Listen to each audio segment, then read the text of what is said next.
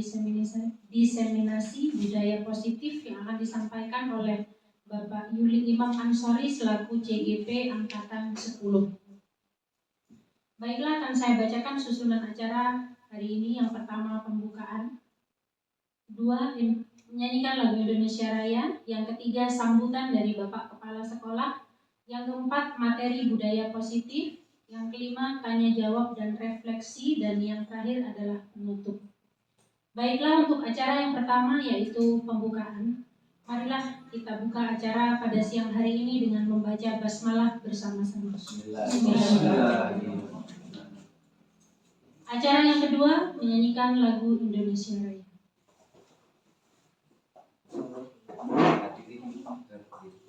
Hadirin dimohon untuk berdiri.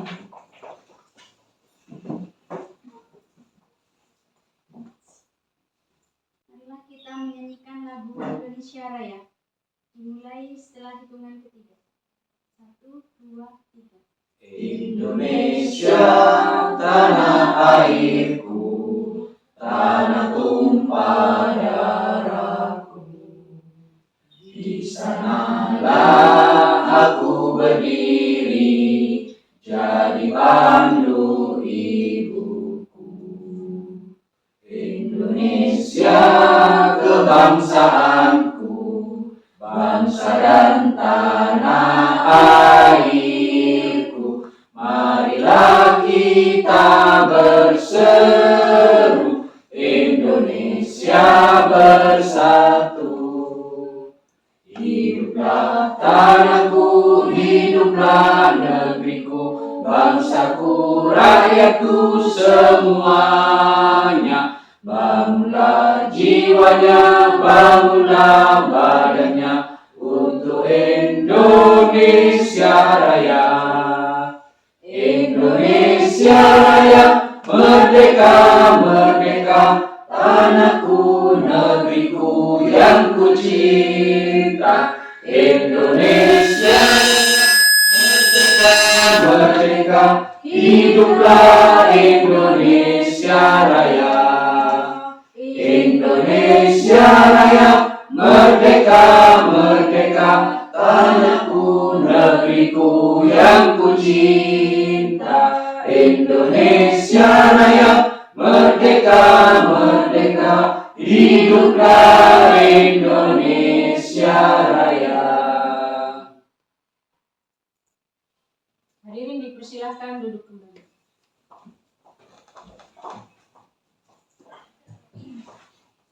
Terima kasih. Acara selanjutnya adalah sambutan dari Bapak Kepala Sekolah SMP Negeri 3 Harjasa. Kepada yang terhormat Bapak Imam Sujoko SPD MPD, disilakan. Terima kasih. Assalamualaikum warahmatullahi wabarakatuh. Waalaikumsalam warahmatullahi wabarakatuh. Bismillahirrahmanirrahim. Alhamdulillah, syukurillah, nikmatillah, la haula wala quwata illa billah, ma ba'du. Yang saya hormati Bapak Yuli Imam Ansori SPD selaku calon guru penggerak SMP Negeri 3 Harjasa, dan Bapak Ibu guru, seluruh staf PU SMP Negeri 3 Harjasa yang sangat saya banggakan. Syukur alhamdulillah pada hari ini kita bisa melaksanakan acara yaitu diseminasi budaya positif dari CGP Bapak Yuli Imam Ansori, mana Bapak Yuli Imam Ansori ini selaku CGP yang dimiliki oleh SMP Negeri 3 Harjasa. Mudah-mudahan dari apa yang telah didapat dari pelatihan pendidikan selama CGP Bapak Yuli Imam Ansori ini bisa menularkan kepada Bapak Ibu guru yang lain, dan terlebih-lebih bisa berguna bagi anak didik kita yang ada di SMP Negeri 3 Harjasa ini. Bapak Ibu yang saya hormati, ikutilah kegiatan ini dengan seksama dan cermatilah apa yang disampaikan oleh Bapak Yuli Imam Ansori ini, dan nantinya ambillah ilmu yang didapat dari Bapak Yuli Imam Ansori ini yang ditularkan kepada Bapak Ibu semuanya, di mana Bapak Yuli Imam Ansori ini mengikuti CGP angkatan ke-10. Mudah-mudahan nanti muncul kembali di angkatan berikutnya guru dari SMP 3 Arjasa.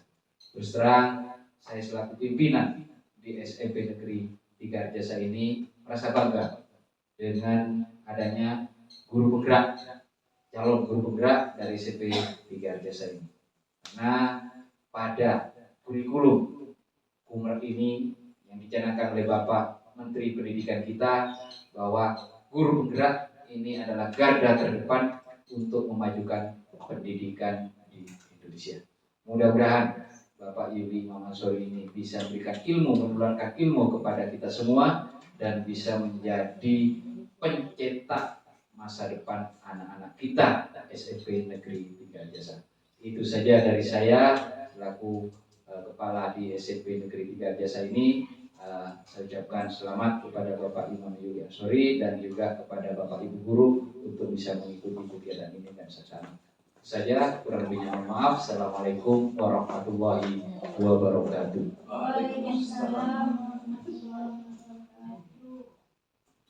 Acara selanjutnya adalah penyampaian materi budaya positif kepada yang terhormat Bapak Yuli Imam Ansori. Assalamualaikum warahmatullahi wabarakatuh. Waalaikumsalam warahmatullahi wabarakatuh. Yang terhormat Bapak Kepala Sekolah, yang terhormat rekan-rekan guru dan rekan TU yang sangat saya banggakan. Terima kasih, saya sudah diberi kesempatan untuk menyampaikan materi ini. Mungkin saya tidak ada niat untuk menggurui rekan-rekan semua, termasuk kepala sekolah, karena saya yakin di ruangan ini itu sudah banyak yang senior, baik itu Pak Dwi, Pak Imam Sujoko, itu bahkan guru bagi saya. Tapi ini memang rangkaian dari tugas saya untuk menyampaikan diseminasi ini dalam bentuk IHT ini, yaitu menyampaikan tentang konsep-konsep budaya positif bagi pendidikan SMP Negeri 3 Arjasa. Harapannya dari adanya konsep-konsep ini ilmu yang saya dapatkan dari pendidikan guru penggerak, khususnya modul 1.4.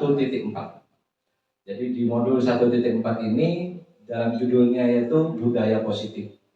Dalam budaya positif ini ada 6 materi yang saya dapatkan, yaitu ada beberapa hal di sini, tapi yang jelas besar harapan saya nantinya dari nilai-nilai atau materi yang akan saya sampaikan, saya tularkan ini kepada rekan-rekan semua, itu bisa menjadi inspirasi untuk kita bagaimana kita bersikap kepada murid anak didik kita. Karena dalam konsep Ki Hajar Dewantoro, murid adalah kita menyembah. Istilahnya kalau kita menyembah kepada murid, bukan kita yang akan disembah. Karena pada substansinya bagaimana pendidikan kurikulum merdeka ini itu berpusat kepada murid. Baik, saya akan mulai dari yang pertama. Dalam materi ini ada beberapa hal, yaitu menyebarkan pemahaman dan penerapan pengalaman budaya positif untuk kehidupan kita sehari-hari dalam kegiatan pembelajaran. Jadi dalam hal ini ada beberapa materi yang ingin saya sampaikan. Yang pertama, konsep inti budaya positif. Konsep inti budaya positif ini meliputi, yaitu yang pertama, perubahan paradigma belajar. Perubahan paradigma belajar ini bagaimana kita mencoba untuk mencuci otak kita sehingga pemikiran-pemikiran kemarin tentang bagaimana pembelajaran itu bisa berubah dari yang mungkin dari kurikulum K13 kita menuju ke kurikulum merdeka. Selanjutnya disiplin positif.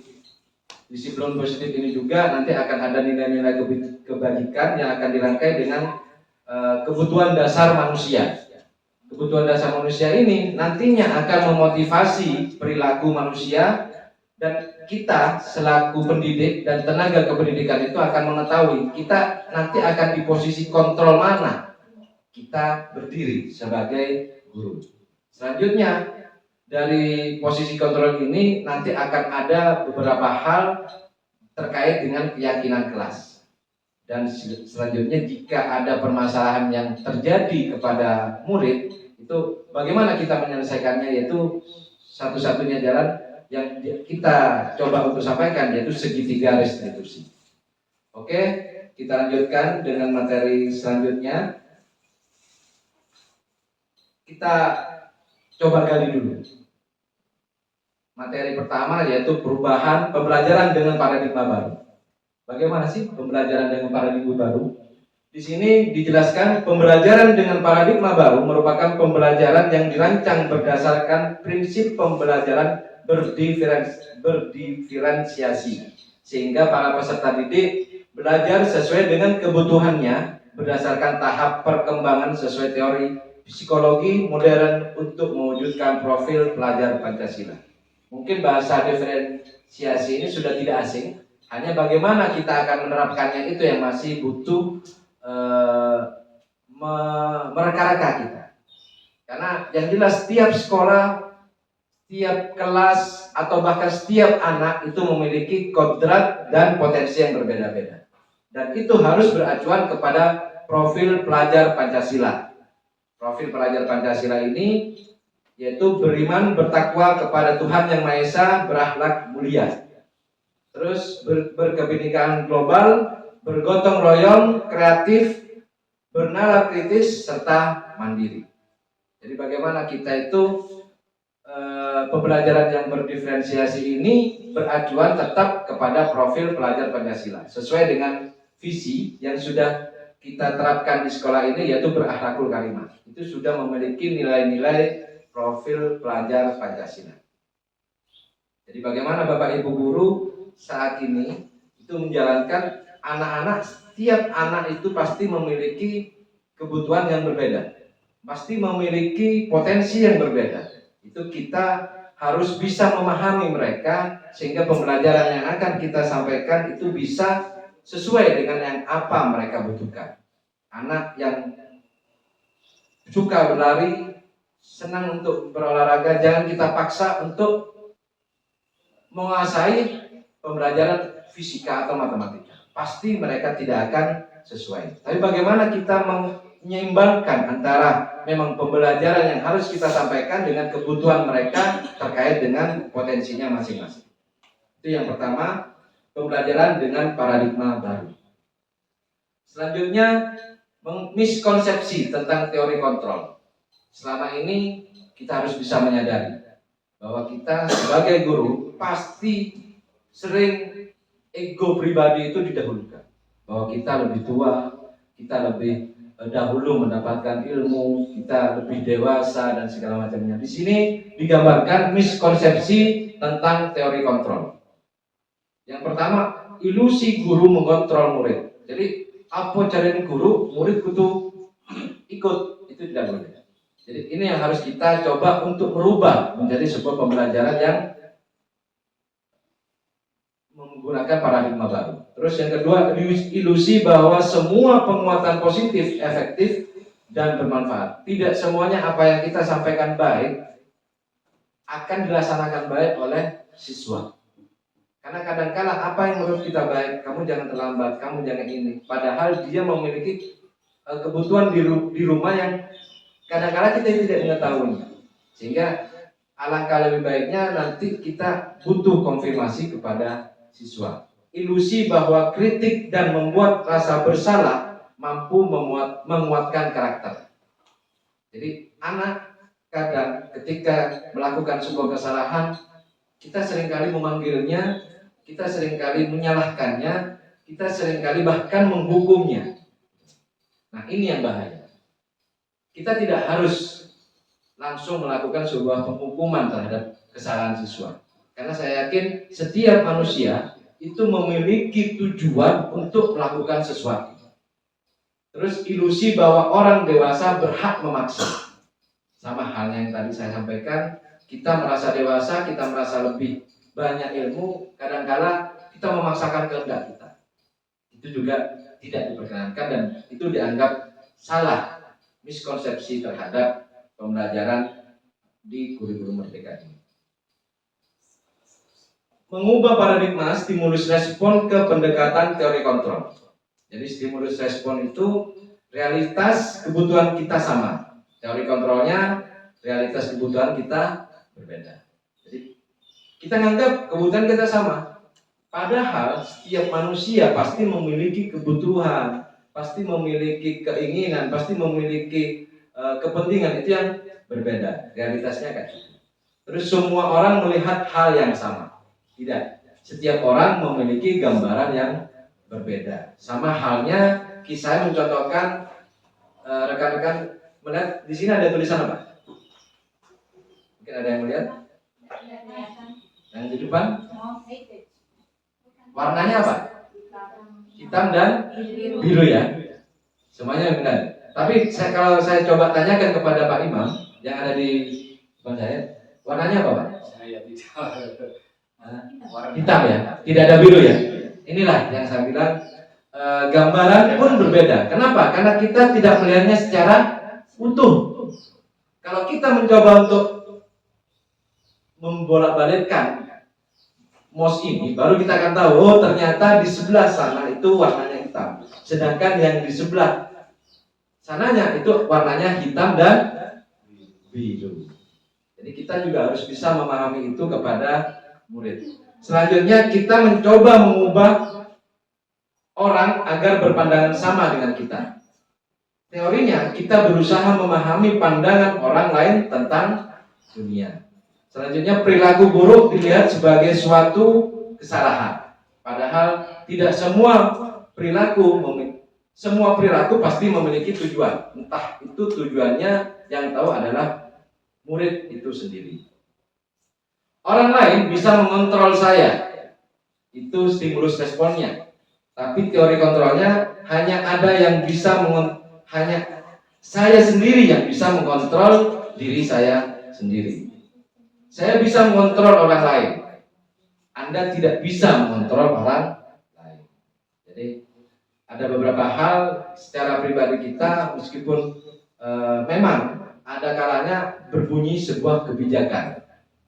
Seorang kepala sekolah tentunya memiliki rel di mana harus menerapkan sebuah aturan. Seperti tadi masalah kelulusan, itu jelas relnya. Tapi dengan bijaksananya menyampaikan, ayo kita, itu adalah gambaran. Tidak bisa diputuskan secara sepihak, harus berdasarkan aturan-aturan yang ada. Jadi mengkontrolnya itu dalam bentuk sebuah aturan dan dikeluarkannya sebuah kebijakan. Pemaksaan ada pada saat ujukan gagal. Pada dasarnya kolaborasi dan konsensus menciptakan pilihan-pilihan baru.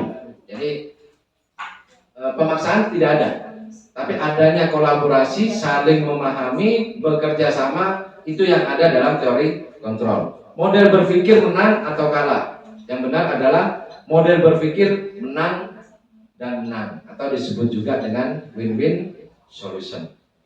Disiplin positif. Oke. Kelanjutan dari kita merubah sebuah paradigma, kita akan membahas tentang disiplin positif. Disiplin berasal dari kata disiplina, yang artinya belajar. Disiplin mengacu pada disiplin diri yang memiliki tanggung jawab terhadap apa yang dilakukan berdasarkan nilai-nilai yang diyakini. Disiplin positif merupakan salah satu cara penerapan disiplin yang bertujuan untuk menumbuhkan kesadaran serta memberdayakan peserta didik tanpa imbalan penghargaan, reward, ancaman, atau hukuman. Selama ini peserta didik mau melakukan sesuatu karena ada iming-iming. Kalau itu sebagai stimulus tapi bukan sebagai tujuan, itu bisa kita laksanakan. Tapi jika kita melaksanakannya murni karena sebuah imbalan atau murni karena takut karena hukuman, ini yang tidak bisa kita teruskan. Tapi berubahlah mereka pola pikir peserta didik dengan sebuah keyakinan. Oh, saya melakukan ini karena memang ini yang terbaik, dan itu diyakini oleh peserta didik. Sebagai pendidik, kita memiliki tujuan adalah menciptakan peserta didik yang memiliki disiplin diri sehingga mereka berperilaku mengacu kepada nilai-nilai kebajikan universal dan memiliki motivasi intrinsik atau motivasi yang berasal dari dalam diri kita sendiri. dalam perubahan perilaku ke arah yang lebih baik. Setelah kita adanya sebuah perubahan paradigma berpikir, kita mengetahui tentang disiplin positif, kita akan membahas tentang nilai-nilai kebajikan. Apa itu nilai-nilai kebajikan? Yaitu nilai-nilai yang disepakati bersama lepas dari suku bangsa, agama, bahasa, maupun latar belakangnya. Di sini sudah ada 3 jenis disiplin positif yang bisa kita lihat. Menurut profil pelajar Pancasila, yaitu beriman bertakwa, terus berkepentingan global, gotong royong, mandiri, kreatif, dan bernalar kritis. Ini berdasarkan profil pelajar Pancasila. Sedangkan menurut Ibu Primary Years program PYP, nilai-nilai kebijakannya yaitu toleransi, rasa hormat, integritas, mandiri, menghargai, antusias, empati, keingintahuan, kreativitas, kerjasama, percaya diri, dan komitmen. Itu nilai-nilai kebajikan dari program PYP. Selanjutnya ada yang ketiga yaitu dari keterampilan hidup atau bahasa Inggrisnya life skill. Ya Pak. Takut keliru saya mengucapkannya. Jadi dapat dipercaya, lurus hati, pendengar yang aktif, tidak merendahkan orang lain, dan memberikan yang terbaik pada diri. Dari 3 contoh nilai kebajikan ini di institusi atau organisasi, maka kita bisa memiliki pandangan. Kita di kurikulum Merdeka, acuan kita adalah profil pelajar Pancasila. Ada 6 item: beriman dan bertakwa kepada Tuhan Yang Maha Esa dan berakhlak mulia. Karena memang kalau beriman, setiap manusia di Indonesia wajib beriman, karena memang di sila pertama dalam Pancasila yaitu harus berketuhanan. Jadi kita wajib beriman kepada salah satu agama. Berakhlak mulianya ini kadang-kadang kita menjadi sebuah PR bagi sekolah untuk menciptakan murid yang berakhlak mulia.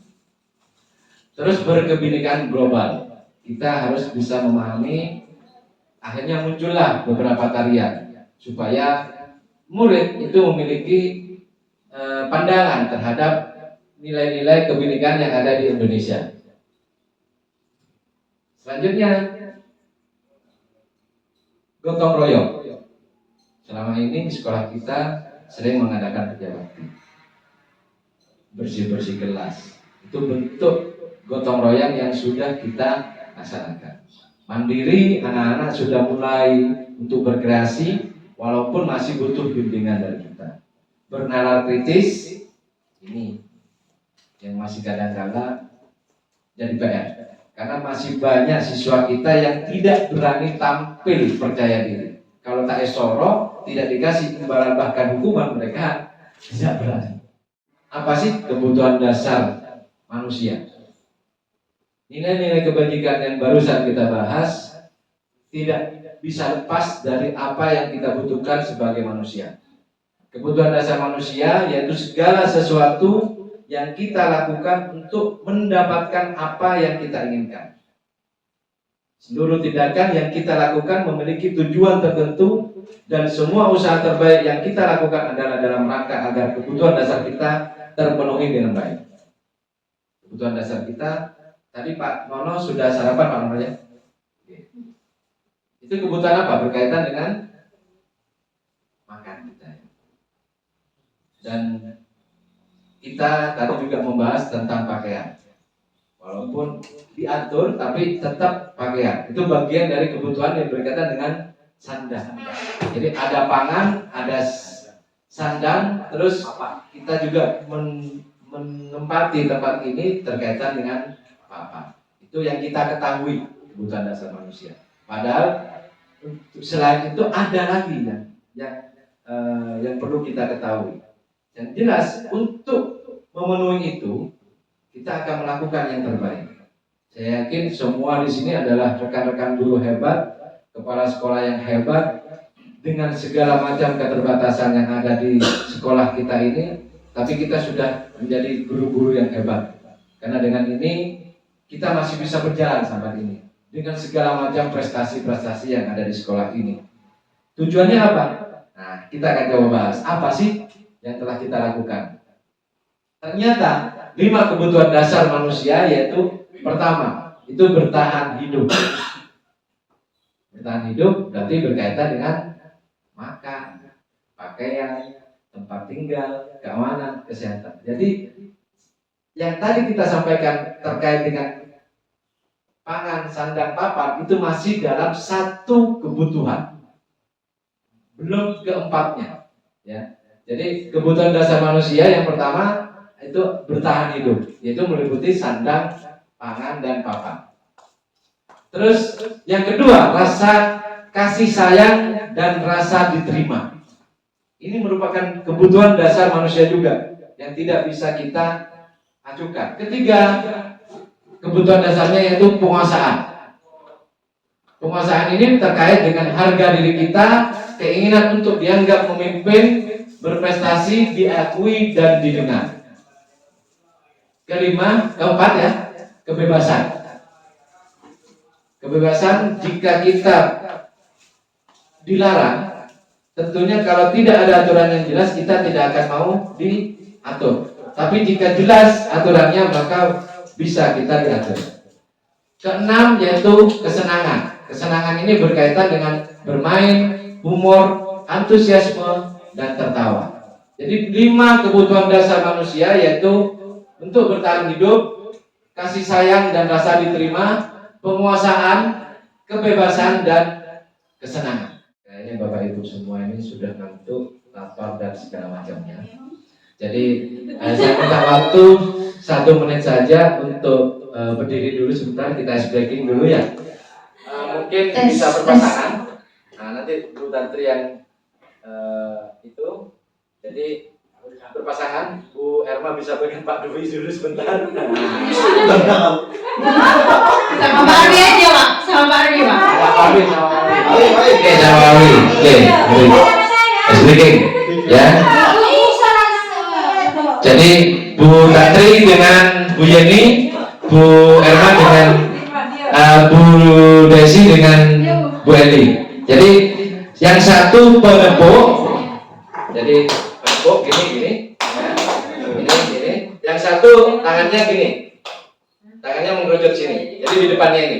Jadi ketika saya bilang satu itu, nah, jadi satu itu lebar ya. Satu itu melebar, 2 itu mendekat, tapi tidak dikepukkan, ya. Baru ketika 3 itu harus dikepukkan, ditangkap, ya. Ada penangkap, ada yang ditangkap. Oke, ice breaking kita, monggo siap. Persiapan? Geser gini, di sini. Nah, ya, itu juga di sini. Kelihatan kanan kiri. Nah, sana biar kita gambar. Oke, siap. Siap ya. Siap persiapan. 1 2 1 2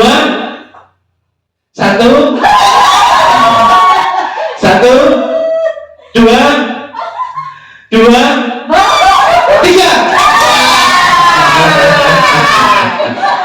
Oke, terima kasih. Silakan kembali. Jadi kita barusan ice breaking untuk melatih konsentrasi kita, ya, mengembalikan konsentrasi kita sebelum kita lanjutkan lagi kepada materinya. Terima kasih.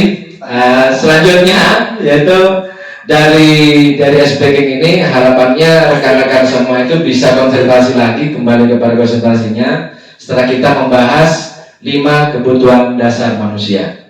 Nah, setelah ini kita akan membahas tentang motivasi perilaku manusia.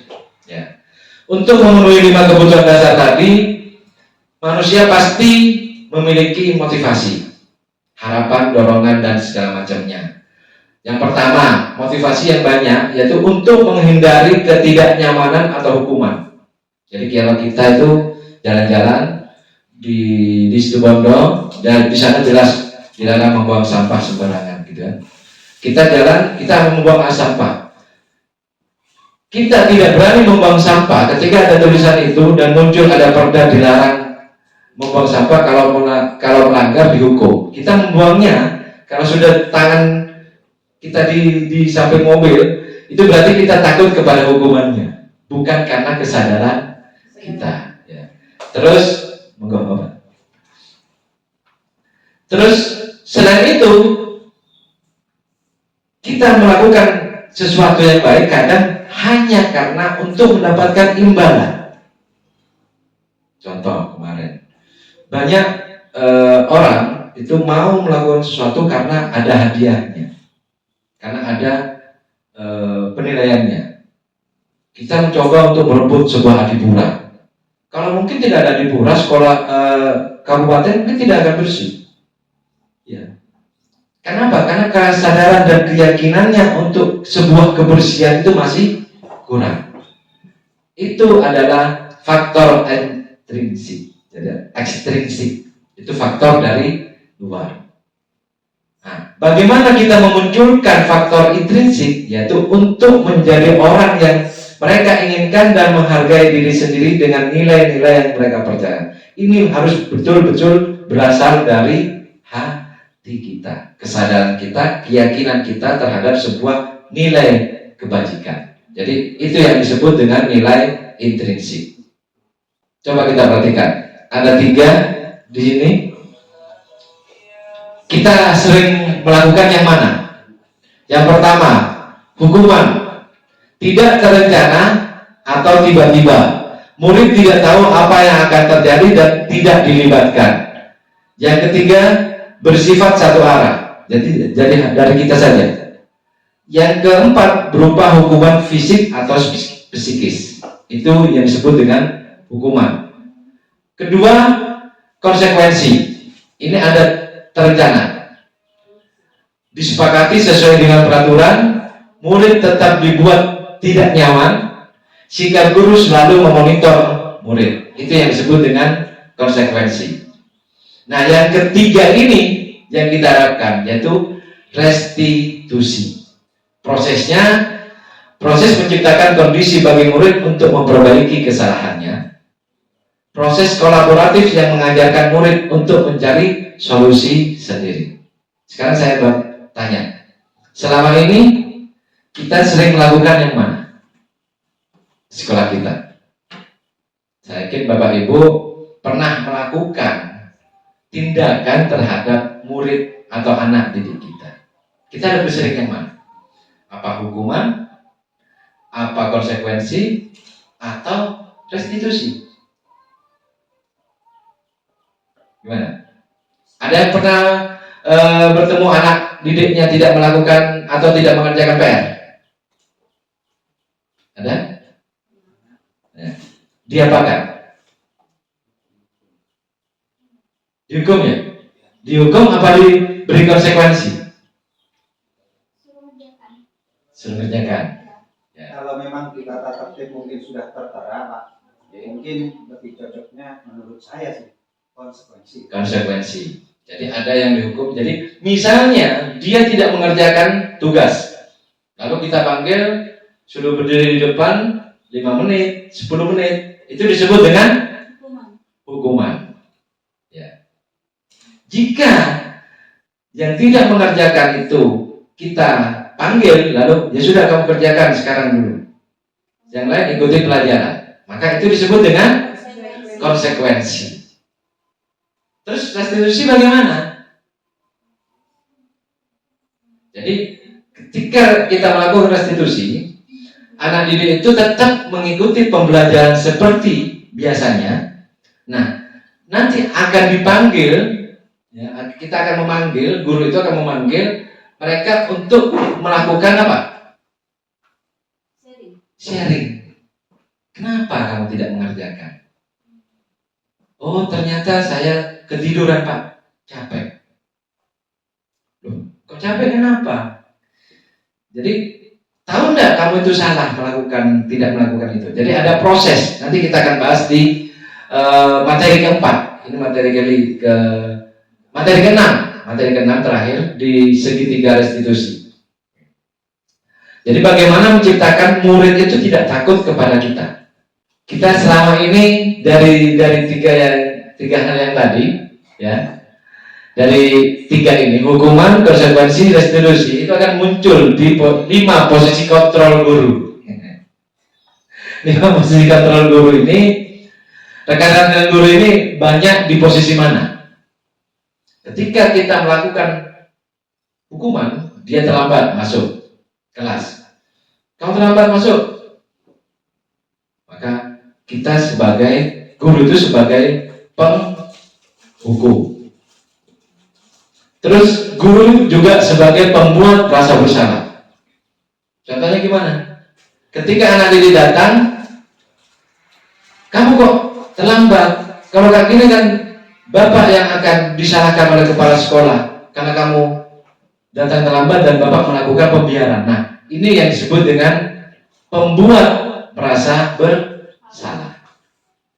Terus teman. Kita guru juga kadang memposisikan kita sebagai teman. Ketika anak didik datang, terlambat datang, beremah, Jom, nggak bisa datang terlambat. Ada apa? Kenapa? Kadang kita tanpa sadar memposisikan kita sebagai teman. Terus ada yang pemantau. Pemantau itu tidak menyalahkan, tidak menghukum, tapi juga tidak mengelus-elus mereka. Jadi hanya sekedar tahu, ya sudah kamu datang terlambat ya, gini. Jadi tidak melakukan pembiaran, hanya sekedar memantau perkembangan anak bagaimana itu. Jadi itu yang disebut dengan posisi kontrol guru sebagai pemantau. Nah, yang kelima itu manajer. Manajer ini kita akan jelaskan setelah ini. Contoh. Penerapan 5% guru. Siswa tidak memakai atribut lengkap saat upacara bendera. Hormat pada bendera selama 1 jam. Bisa dilihat? Penghukum.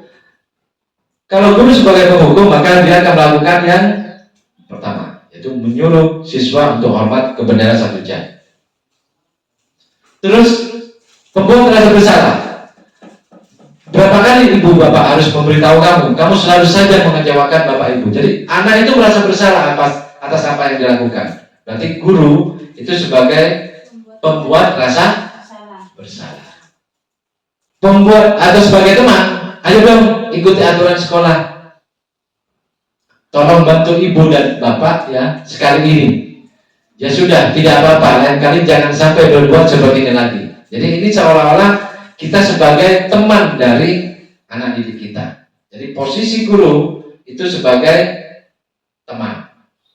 Terus pemantau. Kamu sudah melanggar peraturan sekolah. Kamu tahu konsekuensinya. Setelah upacara kamu beli atributnya ke koperasi dan jangan diulangi lagi. Jadi pemantau ini kadang memberikan solusi tapi satu arah. Dia tidak menanyakan kenapa dia tidak memakai atribut. Nah, ini yang kita harapkan nantinya kita itu sebagai manajer. Harapannya kita itu bisa menjadi manajer, posisi kontrol sebagai manajer. Apakah kamu tahu kesalahan kamu? Jadi ada 3 proses restitusi, segitiga restitusi yang akan kita proses. Dia menanyakan dulu apa kesalahannya, kira-kira bagaimana kamu memperbaiki kesalahan. Jadi ada komunikasi 2 arah antara seorang guru dengan anak didik kita. Ini kalau kita sebagai manajer. Bisa dipahami ya? Kita sebutkan lagi posisi guru sebagai penghukum. Terus kedua sebagai pembuat rasa bersalah. Ketiga teman. Keempat pemantau. Nah, harapan kita menjadi yang kelima, yaitu manajer. Mungkin mulai hari ini sampai besok dan seterusnya kita bisa memahami kita itu mau di posisi mana, posisi kontrol mana yang telah banyak kita lakukan kemarin. Kita coba untuk introspeksi, kita coba untuk mengevaluasi, dan bagaimana kita melakukannya besok untuk bisa mewujudkan sebagai posisi kontrol sebagai manajer. Coba kita lihat, ini ada contoh kasus di depan. Saya kecewa sekali dengan kamu. Ini posisi kontrol sebagai apa? Pembuat rasa bersalah. Pembuat rasa bersalah. Oke. Apa rencanamu untuk menyelesaikan masalah ini? Manajer. Manajer. Oke. Ayolah, lakukan demi Bapak Ibu. Teman. Terus, kamu tidak pernah mendapatkan nilai jika tidak mengerjakan tugas. Penghukum. Ya. Jadi ini contoh, berarti sudah bisa dipahami ya 5 posisi kontrol kita ya. Oke, kita lanjutkan keyakinan kelas. Apa yang ada dalam Bapak Ibu terhadap keyakinan kelas ini? Apa keyakinan kelas?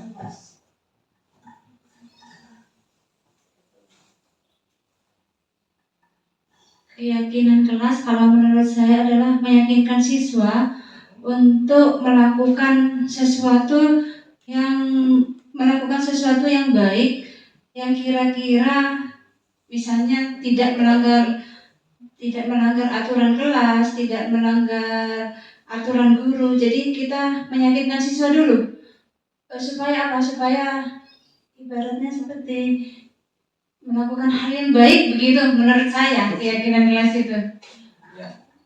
Terima kasih Bu Irma, guru yang hebat yang bisa memahami apa itu keyakinan kelas. Jadi tidak beda jauh. Jadi keyakinan kelas itu kita pernah bikin kontrak belajar enggak dalam kelas? Ya. Jadi kontrak belajar itu bagaimana? Ada komunikasi.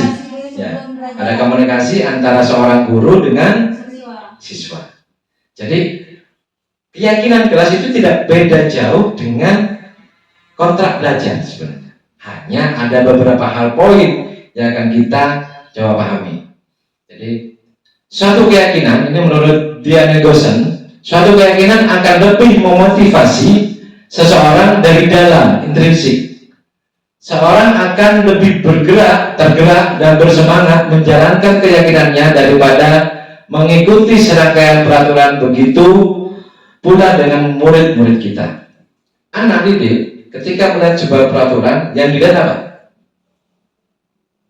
Takut, ya kan? Takut dihukum, takut disanksi, gitu kan?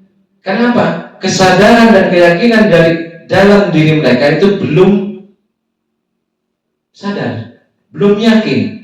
Nah, ini yang kita harapkan dengan adanya keyakinan kelas itu memunculkan keyakinan dan kesadaran dari dalam murid itu sendiri. Mengapa tidak peraturan saja? Mengapa harus keyakinan kelas? Apa bedanya keyakinan kelas dengan peraturan kelas? Tadi itu Pak, kembali kalau peraturan kelas itu anak-anak lebih kepada takut konsekuensi, takut dihukum gitu, daripada keyakinan. Kalau keyakinan kan kita meyakinkan siswa, kamu udah melakukan ini, nanti konsekuensinya seperti ini gitu. Dari cara terbitnya, munculnya peraturan dengan keyakinan itu sudah berbeda. Kalau peraturan itu dari apa? Sekolah. Jadi menurunkan dari tata tertib sekolah menjadi peraturan kelas. Berarti ada komunikasi berapa arah? Kalau peraturan kelas? Satu arah. Sedangkan keyakinan kelas itu ada komunikasi 2 arah yang terwujud dalam bentuk sebuah kesepakatan. Ya. Itu poin yang pertama dari terbentuknya. Pembentukan keyakinan kelas. Jadi cara membuat keyakinan kelas itu semacam ini. Bersifat abstrak. Jadi kalimatnya itu cukup umum, luas. Disiplin. Disiplin dan bertanggung jawab. Disiplin seperti apa sih? Oh, ternyata masuk kelas tidak terlambat, masuk kelas pakaian rapi, ya kan? Pinjam barang temannya maka dia harus mengembalikan. Itu bentuk disiplin. Sedangkan berupa pernyataan universal, umum. Jadi abstrak dan universal. Kata-kata disiplin dan bertanggung jawab ini bisa diterima semua saja. Dibuat dalam pernyataan positif. Apa yang dimaksud dengan dibuat dengan pernyataan positif? Bu Tantri, kelasnya Bu Tantri inginnya itu misalnya terkait dengan kebersihan. Apa? Ada kalimat apa contohnya? Berkaitan dengan kebersihan kelasnya Bu Tantri. Maka Bu Tantri akan menuliskan sebuah kalimat itu seperti apa? Ya, mungkin kebersihan adalah sebagian dari iman. Terus terkait dengan sampah contohnya? Sampah pada tempatnya. Atau ada, kalau biasanya kita akan munculkan tidak membuang sampah sembarangan, gitu ya. Nah, dengan buanglah sampah pada tempatnya, ada perbedaan makna enggak?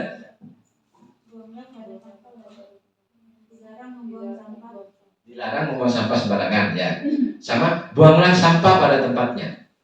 Ada perbedaan enggak?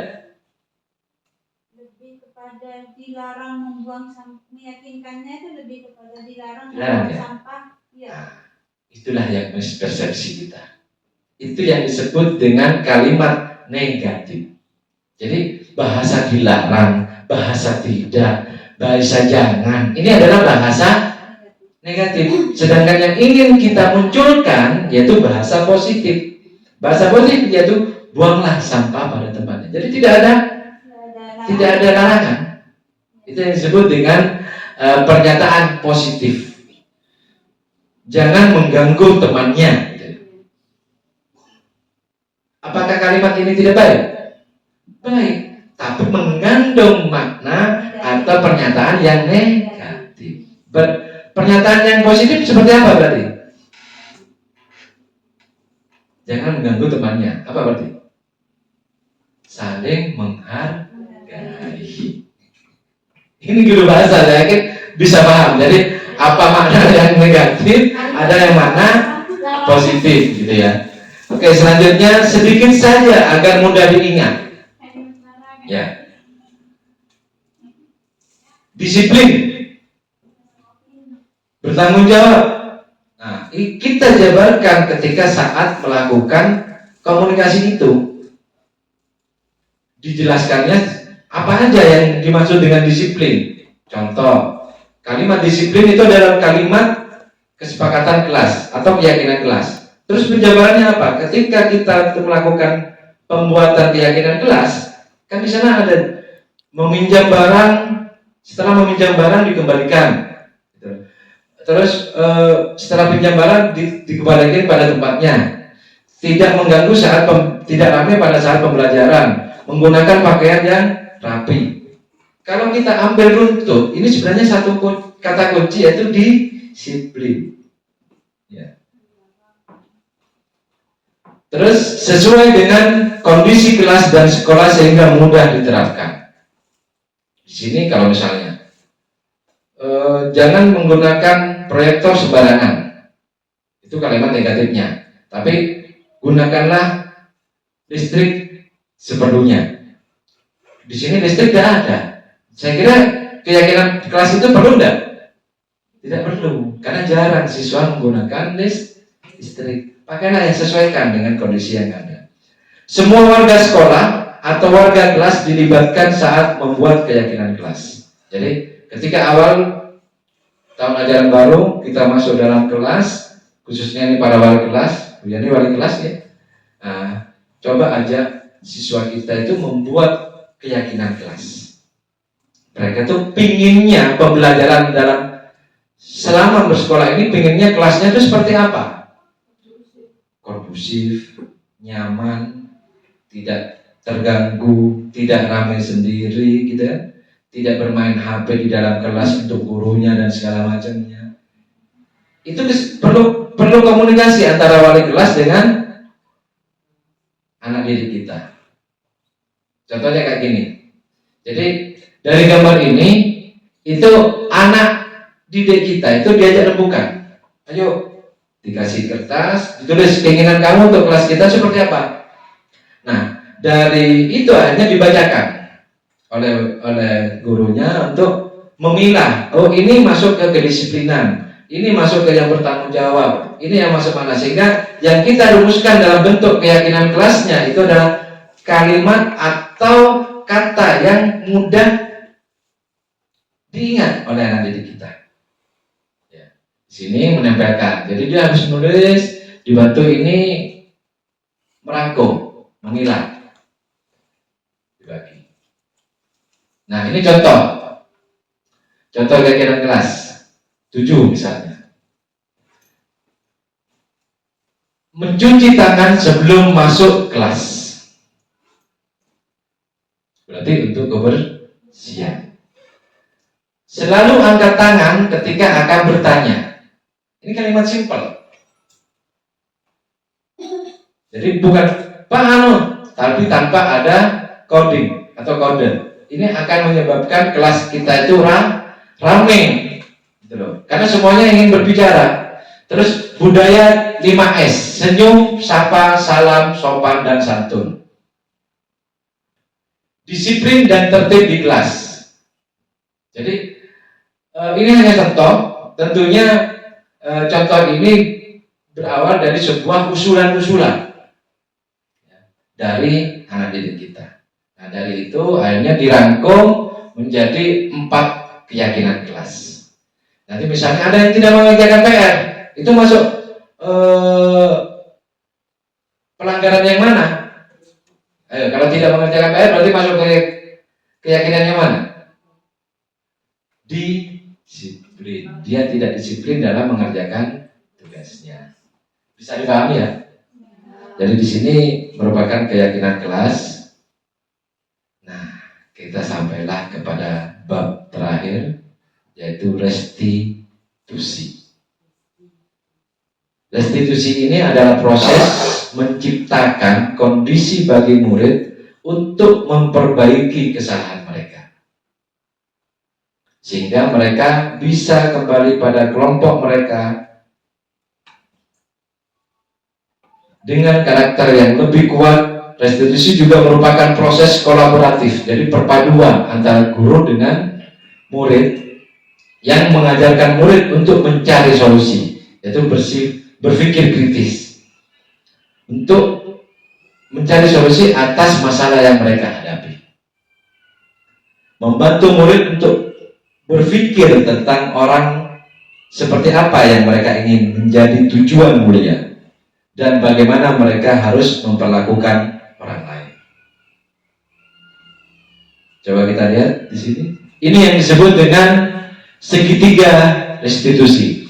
Jadi segitiga restitusi itu ada 3 tahapan kalau kita melakukan restitusi kepada anak didik kita. Yang pertama yaitu menstabilkan identitas.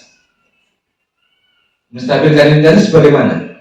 Anak didik ketika melakukan kesalahan, dia kecenderungan untuk takut, malu, atau segala macamnya. Jadi ketika anak didik kita panggil, misalnya, Dodi datang sini, ya. Kamu tahu nggak dipanggil Pak Imam karena apa? Ya Pak, saya tidak mengerjakan PR. Oh, kamu itu kok tidak mengerjakan PR? Jangan. Jadi bukan semacam itu menstabilkan identitas. Menstabilkan identitas itu bagaimana? Oh, kamu tidak mengerjakan PR, ya sudah. Kamu pasti ada alasan untuk tidak mengerjakan PR. Nah, jadi mendinginkan pikiran dan hatinya anak guru itu sebelum kita tahu apa dan bagaimana tujuannya mereka tidak mengerjakan PR. Yang kedua yaitu validasi tindakan yang salah. Ketika anak didik itu sudah dipanggil, anak didik sudah tenang melakukan pembicaraan dengan kita, selanjutnya kita akan melakukan validasi terhadap tindakan salah mereka. Bagaimana? Yaitu menanyakan, kamu sudah melanggar apa? Kamu sudah melanggar keyakinan kelas yang mana?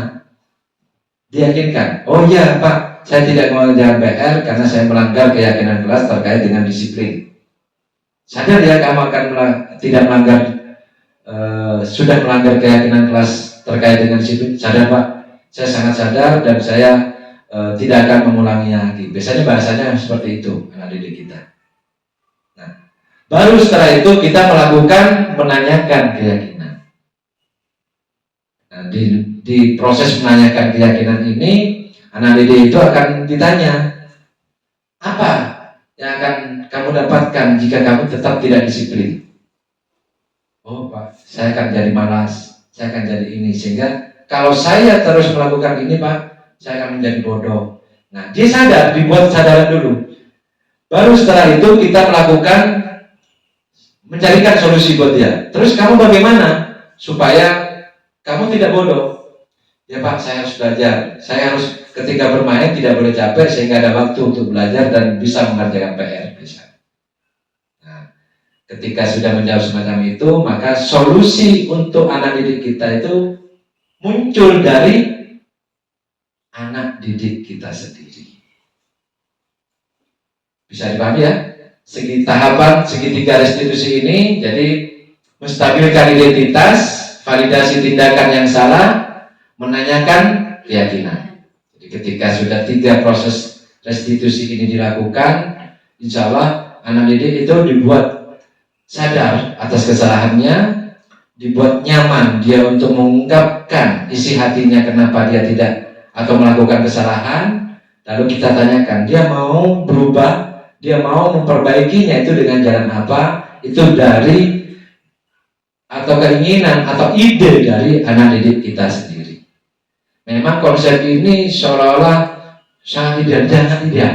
Kalau ini betul-betul bisa dilaksanakan, anak didik kita itu merasa nyaman. Dia berubah bukan karena kita melakukan, bukan karena imbalan, tapi karena memang keinginan mereka sendiri untuk berubah. Jadi mungkin itu materi kita hari ini. Dari 3 itu, ini berbuat salah. Jadi menstabilkan identitas itu, berbuat salah itu wajar. Jadi mendinginkan perasaannya mereka. Ibu bapak juga pernah melakukan itu. Jadi ini bahasa-bahasa kita untuk menstabilkan identitas. Terus validasi tindakan salah. Ini contoh kalimat, kamu pasti punya alasan mengapa melakukan itu. Padahal kamu bisa melakukan yang lebih buruk dari ini ya. Jadi seolah-olah kita tuh mengelus anak didik kita tuh untuk mereka tuh menyadari atas kesalahan dan kekeliruan yang mereka perbuat. Terus menanyakan keyakinan. Apa keyakinan kelas kita? Apa yang telah kamu langgar atas yang sudah kita sepakati? Seperti apa gambaran sebuah kelas ideal buat kamu? Jadi anak didik itu betul-betul sadar atas kesalahannya, ada niatan dari dalam dirinya untuk melakukan perbaikan. Jadi ini penutup dari saya. Dalam penerapan program disiplin positif, hendaknya guru memiliki standar kepribadian, profesional dan sosial yang baik, di mana guru mampu merefleksi dirinya dalam posisi kontrol saat ini. Bagaimana perjalanan dirinya sebagai among atau manajer. Harapan kita itu yang menuntun murid-muridnya menjadi insan yang mandiri, merdeka, dan bertanggung jawab. Ini merupakan isi dari standar nasional pendidikan. Mungkin itu saja materi yang bisa saya sampaikan terkait dengan 6 materi di modul 1.4 terkait dengan budaya positif. Semoga dari Bapak Ibu sekalian bisa sedikit saya sampaikan, menyampaikan, bukan mengajari Bapak Ibu sekalian tentang budaya positif yang telah saya dapatkan dari pendidikan calon guru penggerak ini. Dari itu saya kembalikan lagi kepada pembawa acara, mungkin ada 1 atau 2 pertanyaan, saya persilakan.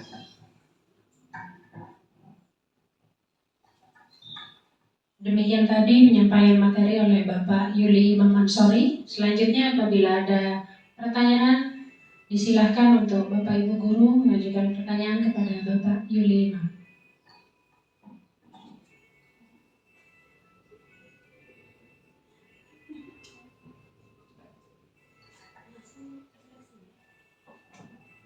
Kalau memang ada pertanyaan, monggo, atau nanti kita bisa komunikasi di luar. Sebelum saya tutup, saya ingin merefleksi dulu dari materi yang telah saya sampaikan tadi, mulai dari paradigma pembelajaran hingga ke restitusi. Bisa diperhatikan di depan, ya, bisa terbaca ya ke belakang ya. Nanti dari refleksi ini mohon untuk ditulis dalam kertas itu. Silakan diisi dari nomor 1, 2, 3, 4, 5, 6. Memilih aja. Ditulis apakah itu hukuman, apakah itu konsekuensi. Memilih dari hukuman dan konsekuensi.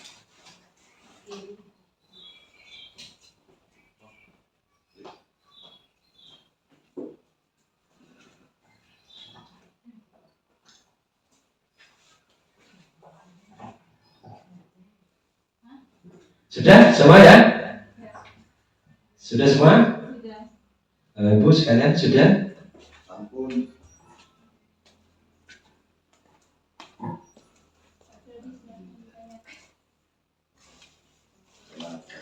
Kalau sudah semua, saya ingin satu orang saja untuk membaca satu soal. Pak Dodi, oke, satu saja. Untuk soal nomor 3, ya, 3.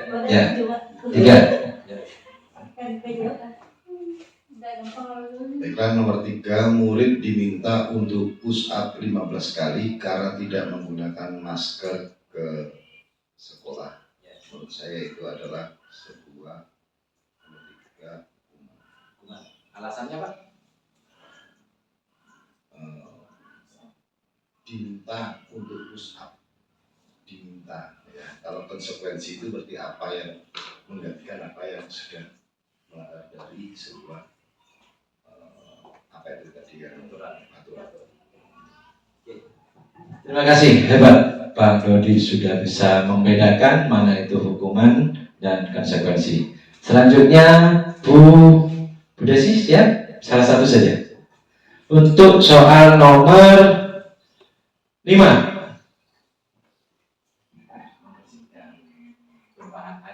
Membersihkan tumpahan air di meja tulis karena tersenggol pada saat belajar. Menurut saya sih konsekuensi. Alasannya? Alasannya karena membersihkan tumpah air di meja. Ya, hebat. Saya yakin guru-guru SMP 3 Jasa sudah sangat hebat semua karena sudah bisa membedakan mana itu hukuman dan mana itu konsekuensi. Jadi terima kasih rekan-rekan guru sekalian yang sangat-sangat hebat ini. Pada hari ini saya sudah menyampaikan budaya positif. Semoga apa yang saya sampaikan itu bagian dari kita proses belajar bersama, dan ini akan menjadi bahan evaluasi kita bersama melakukan yang lebih baik lagi ke depan untuk anak didik kita. Ingat, pembelajaran sekarang di Guru-Guru Merdeka sesuai dengan filosofi Ki Hajar Dewantara, yaitu berpusat kepada murid. Jadi apa yang kita lakukan, apa yang kita kerjakan, pembelajaran yang kita juga sampaikan kepada murid itu semata-mata untuk menuntun murid sesuai dengan kodratnya dan bagaimana membahagiakan dan mensejahterakan murid sesuai nanti apa yang akan kelak dia cita-citakan. Satu kata dari saya, murid, murid, murid. Terima kasih. Wassalamualaikum warahmatullahi wabarakatuh.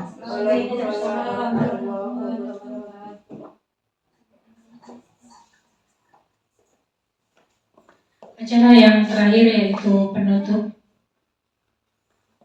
kepada Pak Dwi agar acara hari ini bermanfaat. Dipersilakan untuk Pak Dwi untuk membaca doa.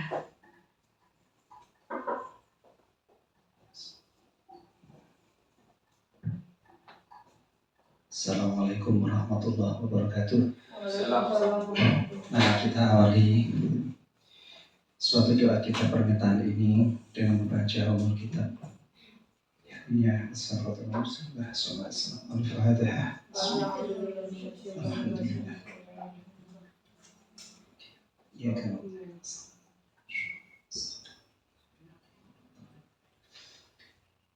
Bismillahirrahmanirrahim. Alhamdulillahi rabbil alamin. Assalatu wassalamu ala asyrafil anbiya'i wal mursalin wa ala alihi wa ashabihi wa dzurriyyatihi ajma'in. Alhamdulillahi rabbil alamin. Ya Allah, terima kasih, puji syukur kehadirat-Mu. Engkau sudah pertemukan kami dalam keadaan penuntut ilmu demi kemajuan pendidikan di tanah kami. Ya Allah, jadikanlah ilmu-ilmu yang disampaikan oleh teman kami suatu ilmu-ilmu yang bisa diterapkan kepada kami di dalam keseharian kami sebagai pendidik dan membimbing anak murid kami. Ya Allah, jadikanlah ilmu-ilmu itu ilmu-ilmu yang barokah, yang senantiasa berlipat kebajikan dan meningkat dari ke hari. Ya Allah, Engkaulah ya Alim, Engkaulah yang maha memberi pengetahuan kepada seluruh hamba-hambamu. Jangan jauhkan kami dengan pengetahuan yang Engkau berikan ke dalam kami sehingga kami semakin jauh dari kamu. Ihdinas syiratal mustaqim, Rabbi zidni ilma warzuqni fahma. Ya Allah, berikanlah kepahaman kepada kami, peningkatan kepada ilmu kami, sehingga kami lebih dapat mengabdi kepadamu. Ya Allah, berikanlah dan kabulkanlah doa kami. Rabbana taqabbal minna innaka antas samiul alim wa tub alaina innaka antat tawwabur rahim. Rabbana atina fid dunya hasanah wa fil akhirati hasanah wa qina adzaban nar. Sallallahu ala sayyidina Muhammad wa ala alihi wasallam. Subhana rabbika rabbil izzati amma yasifun. Salamun alal mursalin walhamdulillahi rabbil alamin. Assalamualaikum warahmatullahi wabarakatuh.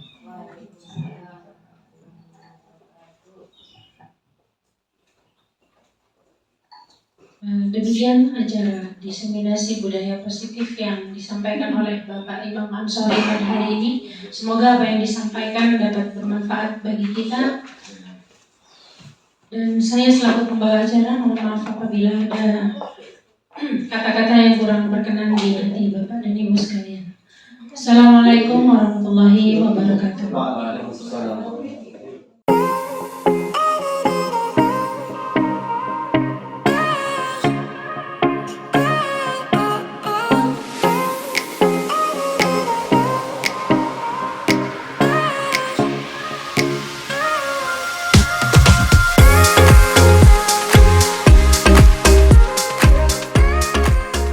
Assalamualaikum warahmatullahi wabarakatuh. Alhamdulillah hari ini kita bertemu lagi dengan Pak Imam ya di pelajaran IPS. Oke, sebelum kita mulai saya minta kakak kelasnya Bayu untuk memimpin doa. Ya. Baca doa. Bismillahirrahmanirrahim. Raditu billahi rabbil Islam dina wa bi Muhammadin nabiyyan wa rasulah. Rabbi zidni ilma warzuqni fahma waj'alni minas sholihin. Allahumma inni a'udzu bika an adilla aw dhalla aw azilla aw dhalla aw adlima aw tadama aw ajhala aw yujhala alayya. Rabbi shrahli sadri wa yassir li amri wahlul 'uqdatam min lisani yafqahu qawli. Allahumma nawwir bi kitabika basari wa adkhil bihi lisani washrah bihi sadri wastamil bihi jasadi bihaulika wa quwwatika fa innahu la hawla wa la quwwata illa bika. Allahumma allimni ilman a'rifu bihi awamira wa a'rifu bihi nawahiyaka warzuqni. Allahumma fahmin nabi wa fasahatil ilmil mursalin wa sur'atil ilhamil malaikatil muqarrabin wa akhrizni. Allahumma binuril ilmi wa sur'atil fahmi wa ahdini min dhulumatil wahmi wa tahlil abwab rahmatika wa allimni asrar fitnatika. Amin ya rabbal alamin. Oke, terima kasih. Semoga apa yang kita doakan hari ini itu bisa menjadi apa? Ibadah buat kita semua. Baik yang belajar, berarti kita akan belajar bersama. Tapi sebelumnya Pak Iman di sini ingin menanyakan dulu, siapa yang tidak masuk hari ini? Fitri ya? Ya. Oke, Fitri. Siapa lagi satunya? Nugra. Ada lagi? Nah, ada alasannya? Tidak ada. Alfa semua? Ya. Fitri tidak sakit? Tidak. Oke. Ya. Oke. Selanjutnya, kalian gimana hari ini? Sehat? Sehat. Ya. Buktikan kalau kalian sehat. Gimana? Sekarang semuanya berdiri. Semuanya berdiri. Semuanya berdiri. Berhadap-hadapan. Berhadap-hadapan dulu. Berhadap-hadapan. Ya. Berhadap-hadapan. Berikan kalau sehat, Bapak Imam, kalian ingin sebelum mengikuti pelajaran itu fokus. Ya. Sekarang yang sebelah selatan tangannya gini. Yang sebelah selatan. Ya. Yang sebelah selatan tangannya gini.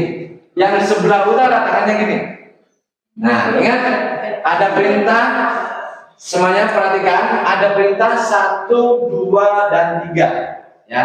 1 itu lebar. Ya, lebar. Untuk yang sebelah utara, yang sebelah selatan cukup diam saja. Tapi fokus, awas nanti kena di 3. 3 itu ditangkap. Ya. Ya. 3 tangkap. Jadi ketika Imam bilang 1 berarti harus lebar. 2, kalau 2 itu mendekat, tapi tidak boleh ditangkap. Ya, 2 itu tidak boleh ditangkap. Baru kalau 3 itu baru tangkap. Ya, fokus ya. Jadi 1 melebar, 2 mendekat. Ya, 1 melebar, 2 mendekat, 3 baru ditangkap. Perhatikan semuanya, fokus. Ayo, fokus semuanya, fokus. 1,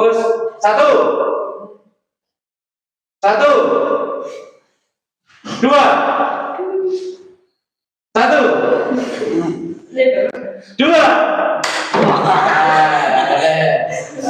Gak boleh lagi. 1 melebar, 2, 1, 2, 1, 3.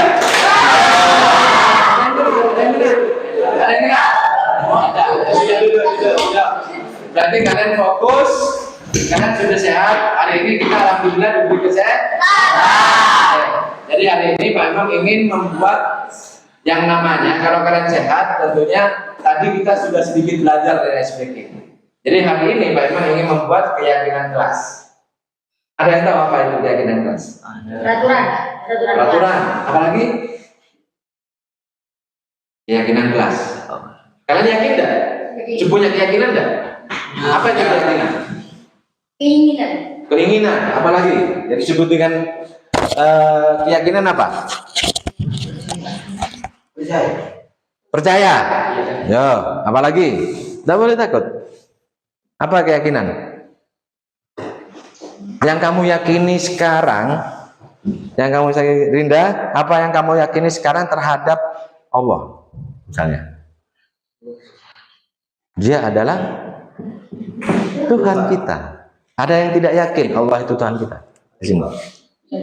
Yang beragama Islam, ya, yakin. Itulah keyakinan. Ya.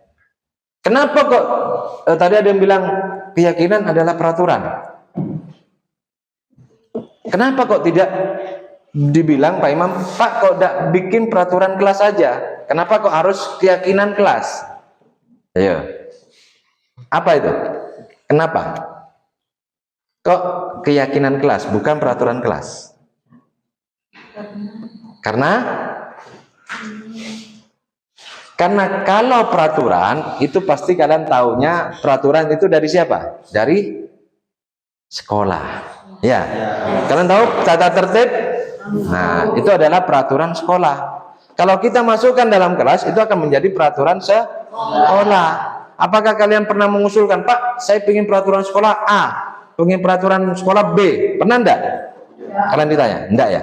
Berarti kalau peraturan, yang namanya peraturan itu dari sekolah atau satu arah. Kita tidak ada yang namanya komunikasi, tidak ada yang namanya berbicara, tidak ada yang namanya terakhir apa? Kesepakatan. Nah, berarti keyakinan kelas itu apa berarti?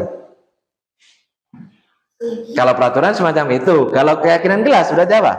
Ada komunikasi, ya, ada berbicara, ada berdiskusi, ada musyawarah, yang larinya ujungnya menjadi sebuah kesepakatan.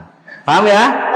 Nah, kalau kita berbicara, kalau kita nanti akan membuat sebuah kesepakatan dan itu usulan dari kalian, usulan dari anak-anakku sekalian ini, maka ketika itu dari usulan kalian, itu usulan dari siapa?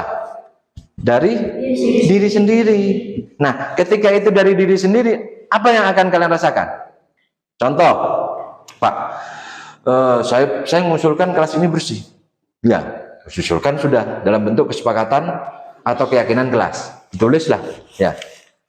Terus besok kalian membuang sampah seenaknya, yang malu siapa? Diri sendiri. Sehingga kalau usulan-usulan ini dari diri kalian sendiri, maka aturannya atau kesepakatannya dari diri kita sendiri. Bisa dipahami ya? Bisa. Apa itu keyakinan kelas, apa itu peraturan kelas. Nah, kita lebih enak yang mana? Keyakinan kelas. Kenapa kok lebih enak keyakinan kelas? Karena bisa berdiskusi, bisa bekerja sama. Apalagi? Bermusyawarah. Karena aturannya itu berasal dari diri kita sendiri. Oke, sepakat ya, kita akan bikin keyakinan kelas hari ini ya. Sepakat. Oke. Nah, untuk membuat keyakinan kelas, saya butuh usulan-usulan. Kalian punya mimpi enggak? Ya. Punya cita-cita enggak? Ya. Cita-cita utamanya kamu apa? Pemain sepak bola besar. Kalau kamu? Ya, pengen jadi hacker, Pak. Hacker ya? Berarti main di itu ya? Kalau kamu? Cita-citanya? Pemain terbang terkenal, gitu enggak? Nah, ayo. Apa? Pengen jadi apa? Cita-citanya? Belantik sapi. Mantap. Ya. Jadi cita-cita kalian itu adalah mulia. Nah, Bapak ingin kalian punya cita-cita terhadap kelas ini. Karena Bapak ingin kalian punya mimpi, kondisi yang bagaimana yang ingin kalian ciptakan di kelas ini selama 1 tahun ke depan, selama pembelajaran. Kalian ingin kelas ini seperti apa sih? Gitu loh. Oh Pak, saya ingin kelas itu gini. Ya. Punya bayangan enggak? Sekarang coba bayangkan. Pejamkan mata kalian 10 detik saja dulu. 10 detik. Yo, pejamkan mata kalian. Kalian pengen kelas itu yang bagaimana mimpi kalian? Namanya mimpi itu pasti tidur ya. Nah, kalian coba latihan tidur, latihan memiliki mimpi. Kelas ini seperti apa? Saya hitung dulu. Semuanya pejamkan mata ya. Saya hitung dari 1, 2, 3, 4, 5, 6, 7, 8, 9, 10. Sudah punya mimpi? Sebentar. Kelas ini pengen jadi apa? Oke. Semuanya ambil bolpennya. Kalian tulis mimpi kalian dalam kertas ini. 2 saja mimpi kalian. 2 mimpi kalian. Ditulis. Ya. Ditulis mimpi kalian itu semacam apa, ditulis di kertas itu. Ya, ditulis mimpi kalian itu seperti apa di kelas ini. Kalian pengen kelas ini tuh bermimpi seperti apa? Ya, ditulis.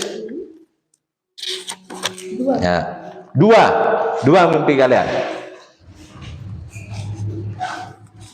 Seperti apa sih mimpi kalian? Saya pengen kelas ini tuh lengkap dengan proyektornya. Saya ingin nanti semua guru itu mengajari dengan menggunakan video. Tidak apa-apa, ditulis saja. Saya pengen guru itu tidak main HP di dalam kelas. Boleh, tidak apa-apa. Ya, sehingga saya ingin belajar itu dengan tenang. Saya ingin belajar itu dengan nyaman. Gitu. Ya, boleh ditulis semua. Apa sih mimpi kalian? Dari mimpi ini kita akan rangkum nantinya menjadi sebuah apa? Menjadi sebuah keyakinan kelas. Kita rangkum. Yuk, ditulis. Sudah? Ya. Sudah? Sekarang mimpi-mimpi kalian tempelkan di kertas putih ini. Kertas putih ini itu adalah alam bawah, alam nyata kalian yang harus kita Wujudkan keinginan kita. Yuk semuanya tempel. Satu persatu dari sini dulu, tempel di depan. Tempel di depan sini. Oke. Yuk. Ya. Nah. Ayo semuanya.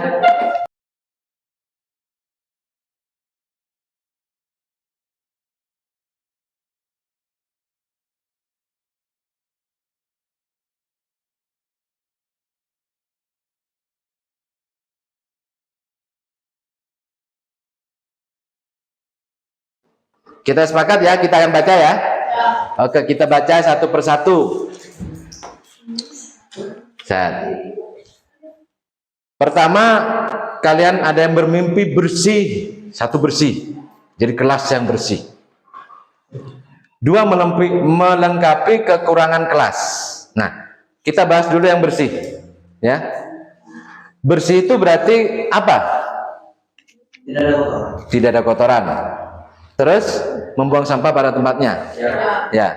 Tidak membuang sampah sembarangan. Ya. Berarti apa? Kalimat yang pas, satu kata yang pas untuk kebersihan ini apa? Disiplin. Ya. Disiplin. Kalau kita semuanya membuang sampah pada tempatnya, maka kita akan disiplin. Ya, oke, kita akan bikin satu kata keyakinan kelas. Apa? Disiplin. Disiplin siapa yang melakukan? Disiplin di diri. Kita sepakat ya. Jadi kita tidak boleh membuang sampah sembarangan ya. Terus menjaga kebersihan kelas. Ya. Oke. Disiplin diri.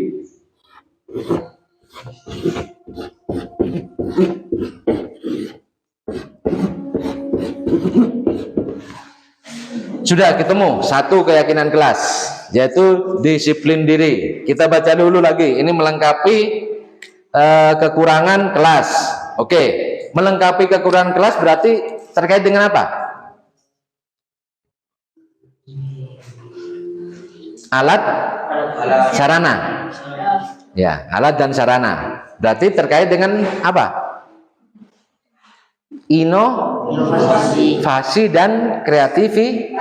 Nah, sepakat ya yang kedua ya? Oke. Inovasi dan kreativitas.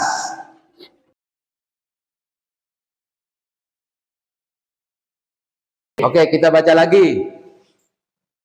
Bersih sama ya, berarti masuk ke disiplin diri. Terus peralatan lengkap juga sama, inovasi dan kreatif. Oke, kita baca lain. Ingin kelas bersih dan indah. Ya, sama masuk ke disiplin diri, menjaga apa? Menjaga kebersihan. Pengen kelas yang bagus. Bagus ini ada kata yang lain, kelas yang sama. Yang bagaimana? Kelas yang bagus itu kelas yang gimana? Nyaman. Selain aman, nyaman apa? Aman. Sepakat ya? Aman dan nyaman. Aman dan nyaman ini seperti ini, ada usulannya. Ingin kelas yang bersih, sama disiplin diri ya. Terus ini ingin adanya tidak ada pembulian. Ya, kalian ada yang suka membuli di sini? Nah, mulai dari sekarang karena kalian sudah sepakat ini ingin kelas yang aman, berarti tidak akan ada lagi pembulian. Sepakat? Tidak boleh saling membuli. Berarti ini ya, sepakat ya? Oke. Terus pengen kelas yang bagus, sudah. Selanjutnya, saya ingin kelas ini bersih supaya nyaman pas belajar. Sudah ya? Bersih itu bagian dari disiplin diri. Nyaman ketika kita akan melakukan proses belajar. Saya tidak ingin guru di saat pelajaran main HP. Berarti juga masuk ke disiplin diri. Jadi guru pun harus melakukan disiplin diri. Jadi jika nanti ada guru main HP, tegur saja. Bu, kita sudah bikin kesepakatan kelas, karena kesepakatan kelas ini untuk siapa? Apakah untuk murid saja atau untuk guru juga? Guru juga. Ya, berarti cuman ketika kalian menegur ibu guru, kita harus menggunakan kalimat yang sopan. Ya. Nah, berarti kalau kita menggunakan kalimat sopan, berarti kita akan dituntut untuk saling apa? Saling menghormati dan saling menghargai. Kita tulis ya Pak Imam ya.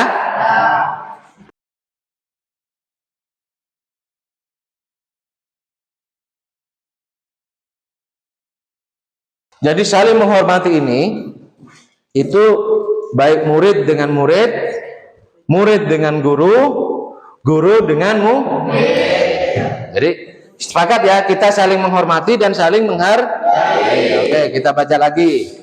Saya ingin kelas ini bersih, sama. Kelas menjadi rapi dan terlihat rapi. Ini apa? Masuk dalam bahasa apa? Aman dan nyaman. Terus apa lagi kalau ingin rapi?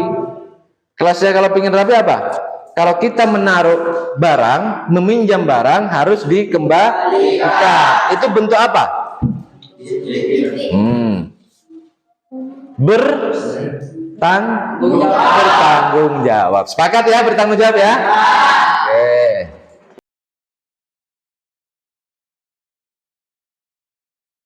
Bertanggung jawab. Terus selanjutnya bersih, perlengkapan kelas yang lengkap dipakai. Sudah sama ya, inovasi dan kreatif, aktif dalam pelajaran. Ini berarti apa? Disiplin. Jadi tidak boleh terlambat. Sepakat ya? Oke. Bersih dan rapi, sama. Tadi ada disiplin diri dan bertanggung jawab. Kelas rapi dan lengkap, menghormati sesama. Ini bersih, masuk ke dalam disiplin diri. Menghormati, masuk ke saling menghormati dan menghargai. Yang terakhir, saya ingin kelas ini jadi bagus dan aman, nyaman. Berarti masuk ke aman dan nyaman. Nah, dari semua ini kita sudah mendapatkan 5 kata. Ya, 5 kata kesepakatan kelas. Coba dibaca apa? Disiplin diri. Disiplin diri. Terus? Inovasi dan kreatif. Inovasi dan kreatif. Aman dan nyaman. Aman dan nyaman. Saling menghormati dan menghargai. Saling menghormati dan menghargai. Terus yang terakhir? Bertanggung jawab. Oke. Ada yang tidak paham masih dari 5 kalimat keyakinan kelas ini? Yakin semua paham ya? Berarti ini akan menjadi kesepakatan kita. Kesepakatan kelas 7 dalam 1 tahun ke depan. Sepakat ya? Berarti dari kesepakatan ini kita harus bertanggung jawab untuk melaksanakan kesepakatan ini dan sampaikan kepada guru nanti yang guru mata pelajarannya. Ini ditempel nanti di kelas. Ya, ini ditempel di kelas sebagai bentuk kalian komitmen untuk melaksanakan keyakinan kelas. Sepakat ya? Sepakat ya? Berjanji ya? Berarti kita berjanji untuk sama-sama menjaga dan melaksanakan keyakinan kelas. Masih ada yang mau ditanyakan? Oke, karena sudah memang kita sudah sepakat dan untuk bisa melaksanakannya dengan baik, karena waktunya sudah habis. Keyakinan ini mari kita doakan sehingga kita bersama-sama untuk berdoa untuk sama-sama menjaga keyakinan kelas ini, sehingga kelas yang kita cita-citakan seperti yang tadi itu bisa terwujud. Sepakat ya? Oke, kita pimpin doa lagi ketua kelas. Doa pulang. Doa, baca doa.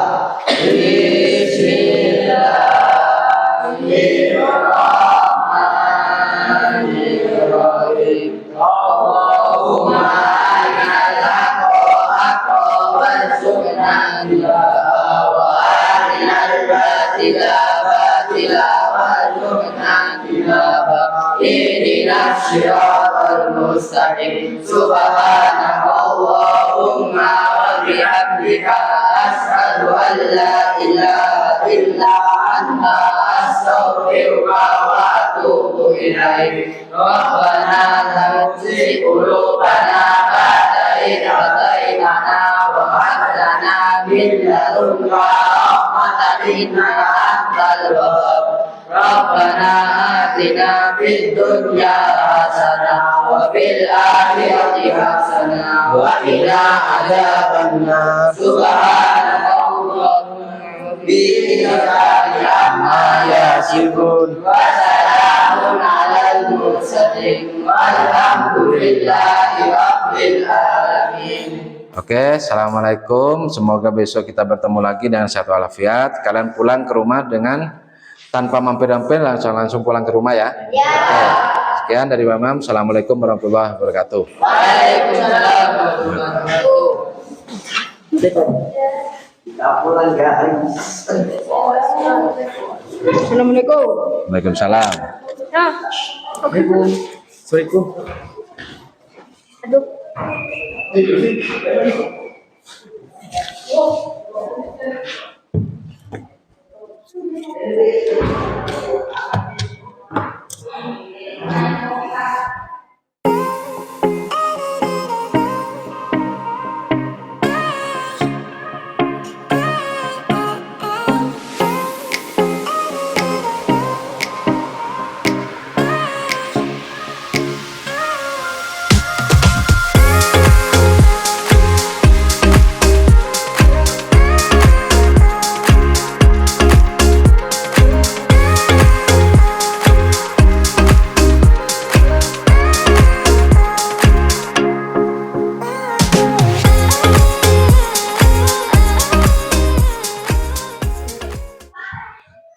Assalamualaikum Pak.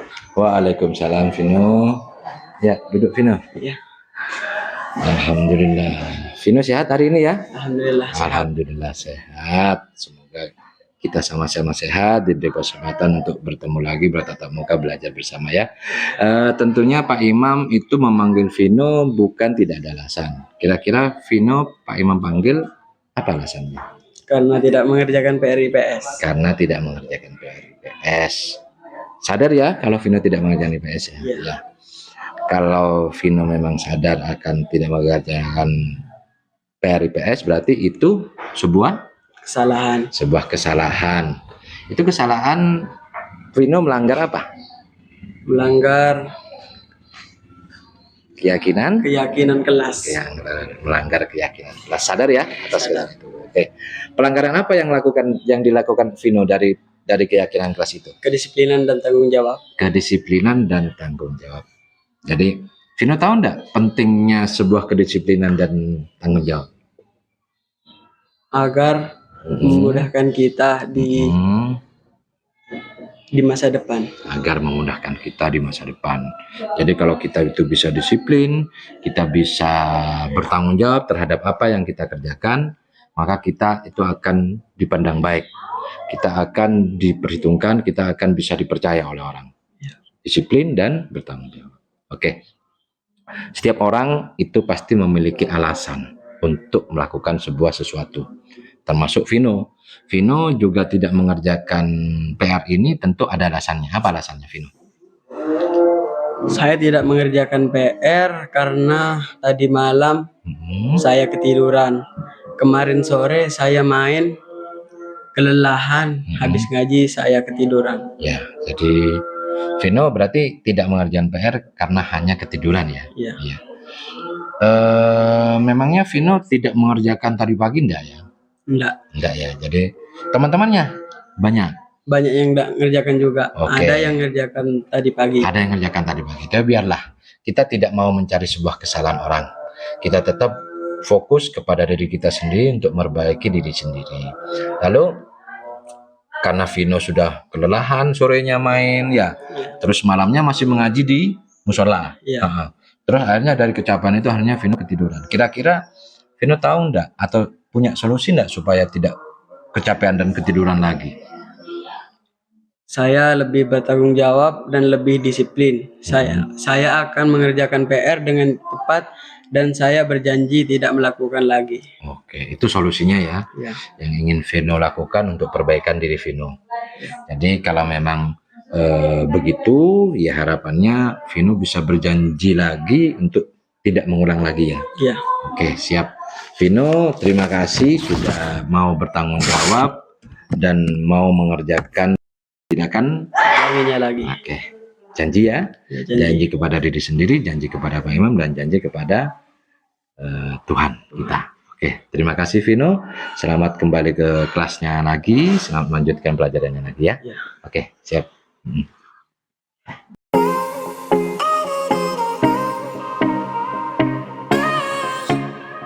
Assalamualaikum warahmatullahi wabarakatuh. Saya Vino dari kelas 8 SMPN 3 Arjasa. Hari ini saya sangat senang tidak diberi sanksi dan hukuman, padahal saya tidak mengerjakan PR IPS. Pak Imam memberikan saya nasihat dan motivasi agar saya memperbaiki kesalahan saya dan berjanji tidak akan mengulangi lagi. Tidak akan mengulanginya. Terima kasih Pak Imam. Assalamualaikum warahmatullahi wabarakatuh.